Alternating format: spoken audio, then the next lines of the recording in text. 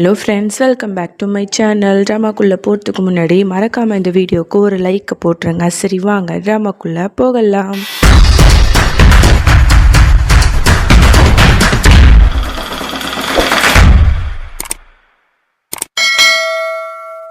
Starting சீனில் அந்த ஸ்வர்ணாங்கிற பொம்பளை இறந்து போயிருப்பா இல்லையா, அதனால அவளோட டெட் பாடியை வச்சுட்டு எல்லாருமே வருத்தப்பட்டு உட்காந்துட்டு இருக்காங்க. அவளுக்கு இறுதி சடங்கு செய்கிறதுக்காக நிறைய ப்ரெஸ் பீப்புள்ஸும் வெளியில் காத்துட்ருக்கு. ஏன்னா இவங்க பெரிய பணக்கார ஃபேமிலி இல்லையா, ஸோ அதனால இவங்க என்ன பண்ணுறாங்க போகிறாங்க அப்படிங்கிறதெல்லாம் கலெக்ட் பண்ணி நியூஸில் போகிறதுக்காக இங்கே ப்ரெஸ் பீப்புளெலாம் வந்திருக்கிறத கவனிச்சுக்கிட்ட பரிணீத் அவனோட மொத்த குடும்பமும் சும்மா அப்படியே கவலையாக இருக்கிற மாதிரி முகத்தை வச்சுக்கிறாங்க. அப்போ பிரவீஷ் சொன்னாவை பார்த்துட்டு ரொம்ப கண் கலங்கி வருத்தப்பட்டு அழுதுட்டு இருக்கான். என்னதான் இருந்தாலும் அவனோட கலக்காதலி இல்லையா, அவன் இறந்து போனதை அவனால ஏத்துக்க முடியல. ஸோ அதனால வருத்தப்பட்டு இருக்கான். அப்பதான் அந்த பரிணீத் அவனோட பொண்டாட்டிட்ட சொல்லிட்டு இருக்கான், இந்த மாதிரி அகானா கூட முடிஞ்ச அளவுக்கு க்ளோஸ் ஆக ட்ரை பண்ணுங்க, அப்பதான் அவளோட அந்த சுரங்க பாதையில் இருக்கிற நாகமணியை நம்மளால எடுக்க முடியும் அப்படிங்கிற மாதிரிலாம் இவன் சொல்லிட்டு இருப்பான். அப்ப பார்த்தா மேல மாடியில ஒரே பாட்டு சவுண்டா கேட்கும். என்ன சவுண்டுன்னு போய் பாருங்க அப்படின்னு சொல்லிட்டு பொம்பளைங்களை அனுப்புறான். உடனே எல்லாரும் போயிட்டு அகானாவோட ரூம்ல உள்ளாக்க போய் பாக்குறாங்க. அங்க பார்த்தா அகானா பாட்டை போட்டு விட்டுட்டு டான்ஸ் பண்ணிட்டு இருக்கா. உடனே அதிர்ச்சியாயி, ஆமா நீங்க என்னம்மா பண்ணிட்டு இருக்க அப்படிங்கிற மாதிரி கேட்டா, ஐயோ அதெல்லாம் ஒன்றும் இல்லை ஆண்டி, இங்க இந்த மாதிரி ஸ்வர்ணா ஆண்டி இறந்து போயிட்டாங்கல்ல, ஸோ அதனால நானும் வருத்தத்துல தான் இருக்கேன். இந்த மாதிரி நான் ரொம்ப வருத்தத்துல இருந்தா டான்ஸ் பண்ணுவேன். டான்ஸ் தெரப்பி பண்ணா நம்ம கொஞ்சம் கொஞ்சமா அந்த சோகத்திலேருந்து கொஞ்சம் நல்ல மூடுக்கு வந்துடுவோம், அதனால தான் அப்படிங்கிற மாதிரிலாம் சொல்லி இவங்களையும் டான்ஸ் ஆட சொல்றா. இவளுங்களுக்கு என்ன பண்றதுன்னே தெரியல. பரிணீத் சொன்னது தான் ஞாபகம் வருது, இந்த மாதிரி அகனாவை இம்ப்ரெஸ் பண்ணுங்கன்னு. உடனே அவளுங்களும் வேற வழியே இல்லாம டான்ஸ் பண்ணிட்டு இருக்காங்க. இங்க பரிணீத் உட்கார்ந்துருக்கா. இன்னும் கொஞ்சம் தான் சவுண்ட் அதிகமா கேட்டுட்டே இருக்கு. என்னடா அது, இவனுங்க போயிட்டு அது என்ன சவுண்டுன்னு பார்க்க சொன்னா இன்னும் கொஞ்சம் தான் அதிகமா சவுண்ட் வருது, என்னன்னு தெரியல, வாங்க போய் பார்க்கலாம் அப்படின்னு சொல்லிட்டு ஆம்பளைங்களும் உள்ளாக்க போய் பார்க்குறாங்க. அங்க பார்த்தா பொண்டாட்டிக்காரிங்க அகானான்னு எல்லாருமே டான்ஸ் பண்ணிட்டு இருக்காங்க. என்ன நடக்குதுங்க அப்படின்னு சொல்லிட்டு பரிணீத்தும் கேட்குறான். அப்பதான் அகானா அவங்க கிட்ட சொன்னதையே திரும்ப சொல்றா. இந்த பாருங்க அங்கிள், இது டான்ஸ் தெரப்பி தான். நம்ம அதிகமாக சோகத்தில் இருக்கும்போது இந்த மாதிரி டான்ஸ் பண்ணால் நல்லது, நீங்களும் டான்ஸ் ஆடுங்க வாங்க அப்படின்னு சொல்லிட்டு அவனுங்களையும் கூப்பிட்டுக்கிட்டு டான்ஸ் பண்ணிட்டு இருக்கா. ஓ அப்படியாம்மா, சரிம்மா அப்படின்னு சொல்லிட்டு அவனும் எல்லாருக்கூடையும் சேர்ந்து டான்ஸ் பண்ணிட்டு இருக்கானா. இப்படி கூத்தெல்லாம் இங்கே நடந்துட்டு இருக்கு. வெளியில் ரெண்டு ப்ரெஸ் பீப்புள் காரணங்க இந்த மாதிரி இந்த வீட்டில் ஏதாவது ஒரு இன்ட்ரெஸ்டிங்கான நியூஸ் கிடைக்குன்னு பார்த்தா ஒன்றும் கிடைக்க மாட்டுதே, என்ன பண்ணுறது, அம்மா மேலே ஏதோ சவுண்டு கேட்குது, என்னவா இருக்கும் அப்படின்னு பேசிகிட்டு இருக்கானுங்க. உடனே இவங்க எல்லாத்தையும் டான்ஸ் ஆட வச்சுட்டு நம்மளோட அகானா அப்படியே தள்ளி போய் நின்றுட்டு அந்த இளமையான நாயினிட்டு பேசிகிட்டு இருக்கா. நான் வச்ச வலையில் இவங்க நல்லா மாட்டிக்கிட்டாங்க, இனிமேல் தான் நடக்க போகிற காரியமே இருக்குது அப்படிங்கிற மாதிரிலாம் சிரிச்சிட்டு இருக்கா. அப்போ அந்த கர்டன்ஸை அப்படியே தள்ளி விட்டுடுறா. யாரோ டான்ஸ் பண்ணிட்டு இருக்கிற மாதிரி அந்த ப்ரெஸ் பீப்புளுக்கு தெரியுது. உடனே ஏனியை போட்டு ஏறி அவனுங்களும் மேலே பார்க்குறாங்க. ஒட்டுமொத்த குடும்பமுமே டான்ஸ் பண்ணிட்டு இருக்கு. ஆஹா, ஒரு ஆடு சிக்கிடுச்சிடோ அப்படின்னு சொல்லிட்டு டக்குன்னு இந்த நியூஸ்லாம் கலெக்ட் பண்ணி எல்லாத்தையும் வீடியோ எடுத்துக்கிறானுங்க. இது எல்லாத்தையுமே தூரத்துலேருந்து அகானா பார்த்து சிரிச்சிட்டு இருக்கா. அந்த சீனை அப்படியே கட் பண்ணா இங்கே அந்த துரோகம் பண்ணான அந்த போலீஸ்காரன் அவனை தான் காட்டுறாங்க. அவன் அவனோட பொண்டாட்டிக்கு அழகான கோல்டு செயினை வாங்கிட்டு போயிட்டு கிஃப்ட் பண்ணுறதுக்கு போகிறான்.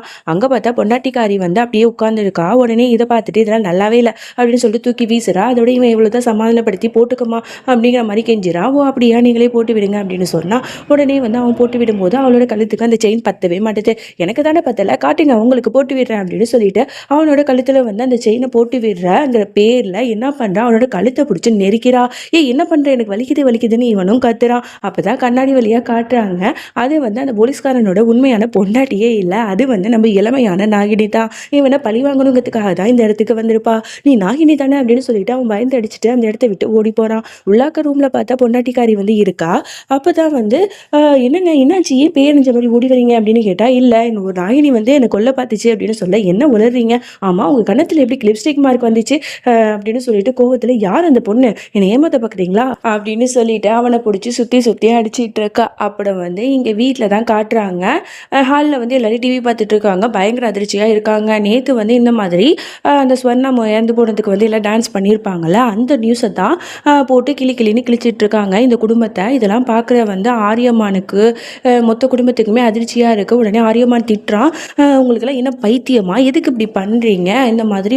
அப்பா அவங்களோட பெஸ்ட் ஃப்ரெண்டோட மனைவி தானே இறந்து போயிருக்காங்க, உங்களோட ஃப்ரெண்டும் வந்து ஜெயிலில் இருக்காரு, அப்படி இருக்கும்போது இப்படி தான் பண்ணுவீங்களா, எதுக்குப்பா அப்படி பண்ணீங்க அப்படின்னு கேட்டால், இல்லைப்பா இது வந்து நாங்கள் வந்து சும்மா சாதாரணமாக பண்ணோம், இது எப்படி இவ்வளோ நியூஸில் வந்துச்சு அப்படின்னு சொல்லிட்டு புலம்பிகிட்டு இருக்கும்போது அப்போ தான் வந்து அம்மாக்காரங்க வந்து சொல்லிடுறாங்க, இல்லைப்பா இந்த மாதிரி வந்து அகானா தான் வந்து எங்களை இப்படிலாம் பண்ண சொன்னா அப்படின்னு உண்மையை உளறிடுறா.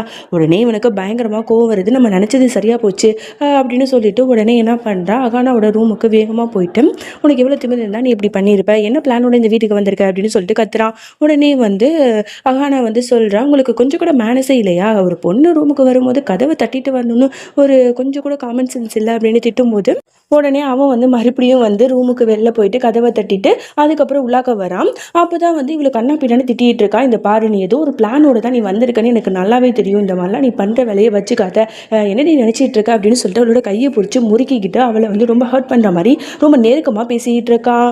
அப்போ கரெக்டாக அந்த இடத்துக்கு அர்ஜுனும் வந்துடுறான். அர்ஜுனை பார்த்துட்டு உடனே அகானா என்ன பண்ணுறா, அழுதுட்டு அவனோட பக்கத்தில் போயிட்டு அப்படியே கட்டி பிடிச்சி அழுதுட்டு இருக்கான். இந்த பாருங்க உங்களோட ஃப்ரெண்டு இருக்கால, அவர் வந்து என்னை வந்து ரொம்ப ஹர்ட் பண்ணுற மாதிரி பேசுகிறாரு, நம்ம 2 பேருக்கும் கல்யாணமே நடக்காதுன்னு சொல்கிறாருங்க அப்படிங்கிற மாதிரிலாம் சொல்கிறா. உடனே அர்ஜுனுக்கும் பயங்கரமாக கோவம் வருது. எதுக்கு ஆரியா இந்த மாதிரி பண்ணிகிட்டு இருக்க, என் மேலே உள்ள கோவத்தை நீ அகானா மேலே காட்டிகிட்டே இருக்க, இந்த மாதிரிலாம் பண்ணாத, இந்த வீட்டில் வந்து ஒரு இறப்பு நடந்திருக்குங்கிறதுக்காக எங்களோட கல்யாணத்தை நாங்கள் தள்ளி போட முடியாது, நாங்கள் சீக்கிரமாக கல்யாணம் பண்ணிக்க தான் போகிறோங்கிற மாதிரி அவனும் சொல்கிறான். இதெல்லாம் பார்க்கும்போது ஆரியாக்குமே செம்மையாக கடுப்பாகுது. அப்போ தான் அந்த இடத்துக்கு பிங்கி வரா. பிங்கி வந்துட்டு உடனே வந்து அகானாட்ட சொல்லிட்டு இருக்கா, இந்த பாரு அர்ஜுன் வந்து என்ன தான் காதலிக்கிறான், நீ வரதுக்கு முன்னாடி எல்லாமே நல்லா தான் இருந்தது, நீ வந்ததுக்கப்புறம் தான் என்னோட அர்ஜுனை நீ மயக்கிட்ட, ஒழுங்கு மரியாதையாக அவனை விட்டு பிரிஞ்சு போ அப்படிங்கிற மாதிரி அவ சொல்ல, உடனே வந்து அகானா சொல்கிறா, அப்படியா ஒருவேளை அவருக்கு என்ன பிடிக்கலன்னா அர்ஜுனையே வந்து என்னை விட்டு பிரிஞ்சு போக சொல்லு, சரியா, நான்லாம் போக முடியாது அப்படிங்கிற மாதிரி ரொம்ப ஆட்டிடியூடாக பேசுகிறா. பிங்கிக்கு ரொம்ப கோவம் வருது. உடனே அர்ஜுன் பக்கத்தில் போயிட்டு அழுது கெஞ்சிரா, இந்த பாரு அர்ஜுன் என்னை ஏற்றுக்கோ ப்ளீஸ், அந்த அகானாவை விட்டு நீ பிரிஞ்சு வந்துரு, என் கூட வந்துரு அப்படின்னு சொல்லிட்டு அவள் அழறா.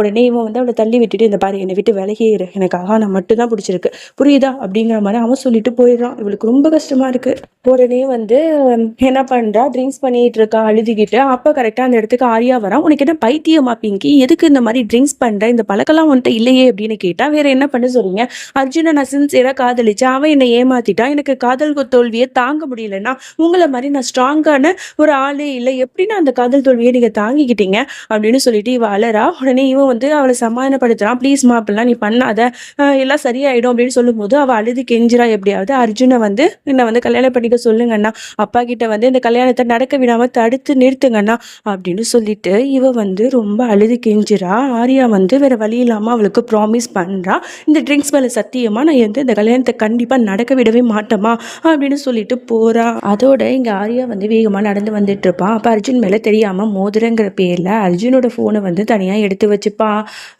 அதோட என்ன பண்ணுவான், இங்கே அகானாவை தான் காட்டுறாங்க. அவள் வந்து கண்ணாடி முன்னாடி அழகாக ரெடியாகி கிளம்பிட்டு இருப்பா. அப்போ பார்த்தா கண்ணாடியில் அவளோட உண்மையான நாகினி உருவம் தெரியுது. உடனே இவளுக்கு ஒன்றுமே புரியல, எப்படி இது சாத்தியங்கிற மாதிரி யோசிச்சுட்டு இருக்கா. அப்போ தான் வந்து இளமையான நாகினி சொல்லிட்டு இருக்கா, இந்த பாருங்க நாகராணி, இன்னைக்கு வந்து முழு பௌர்ணமி நாள், அதனால நாகங்களான எல்லாருமே வந்து அவங்களோட தோலை வந்து எப்படியாவது வந்து உரிக்கணும், அது வந்து எவ்வளோ தடைகள் ஏற்பட்டாலும் இதை நம்ம கண்டிப்பாக பண்ணியிருக்கணும். அது மட்டும் இல்லை, நம்மளோட உண்மையான நாகினி உருவம் வந்து கண்ணாடி முன்னாடி அதுக்கப்புறம் தண்ணி முன்னாடிலாம் அப்படியே வெட்ட வெளிச்சமாக ஆகிடும், அதனால நீங்கள் கேர்ஃபுல்லாக இருக்கணும். இதுக்கு மட்டும் இல்லாமல் நம்மளோட எதிரிகளான கீரிப்புள்ள, மயில், கழுகு, அப்புறம் டிராகன், இந்த 4 கிட்டேருந்தும் நம்ம ரொம்பவே வந்து பாதுகாப்பாக இருக்கணும். நம்மளோட நாகர்கோயில் இருக்குல்ல, அதில் வந்து ஒரு புத்தகம் இருக்குது, அதில் வந்து நிறைய விதிமுறைகள் இருக்குது, அதையும் நம்ம பின்பற்றி நடக்கணும் அப்படிங்கிற மாதிரி இவ வரிசையாக எல்லாத்தையும் சொல்லிட்டு இருக்கா. ஓ அப்படியாங்கிற மாதிரி நம்மளோட அகானாவும் கேட்டுட்டு இருக்கும்போது அவளுக்கு வந்து அர்ஜுனோட ஃபோன்லேருந்து ஒரு மெசேஜ் வருது, இந்த மாதிரி நீ ரொம்ப வந்து சோகமாக இருப்பேன்னு எனக்கு நல்லாவே தெரியும், நாளைக்கு நைட்டு வந்து ஒரு ரெஸ்டாரண்ட்டில் நம்ம 2 பேரும் மீட் பண்ணிக்கலாம், சரியா, அதனால கரெக்டாக வந்துரு அப்படிங்கிற மாதிரி அவன் சொல்ல, இதை கேட்ட உடனே அவளுக்கு ரொம்பவே சந்தோஷமா இருக்கு.